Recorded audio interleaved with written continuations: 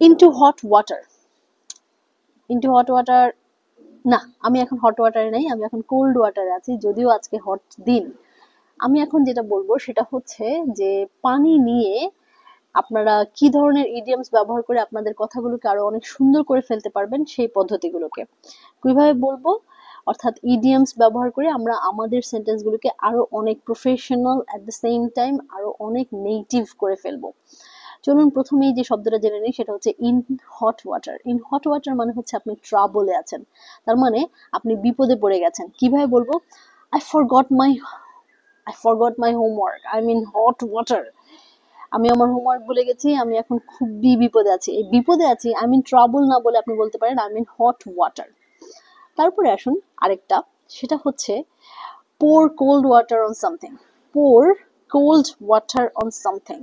যদি আমি কোল্ড ওয়াটারের ভিতরে আছি, কিন্তু ওয়াটার অন সামথিং যখন বলবো তখন বেসিক্যালি যেটা বোঝায় সেটা হচ্ছে অনেক ভালো কিছু চলছে, ঠাস করে পানি ঢেলে দাও। আমরা মাঝে মাঝে এই শব্দটা ব্যবহার করি, তুই সবকিছুর মধ্যে পানি ঢেলে দাস। এইটাকেই বলা হয় pour water into something। তো এইটাকে আমরা কিভাবে ব্যবহার করব?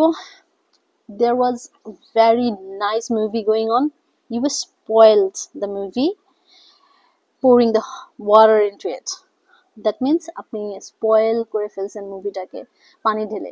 এখন পানি ঢেলে কিভাবে স্পয়েল করছেন? হয়তো আপনি স্পয়লার অ্যালার্ট দিয়ে ফেলছেন, পুরনো কথা বলে ফেলছেন, সিনেমাতে কি ঘটছে সেটা বলে ফেলছেন। তো এগুলো বলার কারণে কি হয়েছে, সিনেমাটা আর মজাটা রইল না। তারপরে যেটা হয় সেটা হচ্ছে keep your head above water. Keep your head above water মানে হচ্ছে সবসময় সবকিছুকে ম্যানেজ করে চলা বা ম্যানেজিং করা। মানে আপনি আপনার পানির নিচে মাথা যখন থাকবে তখন ম্যানেজ করাটা একটু মুশকিল হয়ে যায়। তো আমরা এটাকে এক্সাম্পলের মাধ্যমে কিভাবে দিতে পারি? She is working 2 jobs to keep her head above water. তার মানে তার ফ্লোটিং অবস্থায় থাকার জন্য, তার ম্যানেজ করার জন্য, ফাইন্যান্সিয়াল ম্যানেজমেন্ট হতে পারে, সেটা হতে পারে ফ্যামিলি ম্যানেজমেন্ট হতে পারে, যে কোনো কিছুতেই, বা ক্যারিয়ার ম্যানেজমেন্ট হতে পারে, সেজন্য সে কি করলো? দুটো কাজ করে। Last but not list, water under the bridge. Water under the bridge মানে হচ্ছে আ problem that is over and forgotten. তার মানে ধরেন ইন্ডিয়ার আর পাকিস্তানের প্রবলেম নিয়ে কথা বলি। ইন্ডিয়ার পাকিস্তানের প্রবলেমটা এই যে কাশ্মীর নিয়ে, সেটা হচ্ছে ওয়াটার আন্ডার দ্য ব্রিজ। যদিও প্রবলেমের সলিউশন হয়ে গেছে, তারপরে ওরা বারবার এটাকে মাথা চাড়া দিয়ে নিয়ে আসে।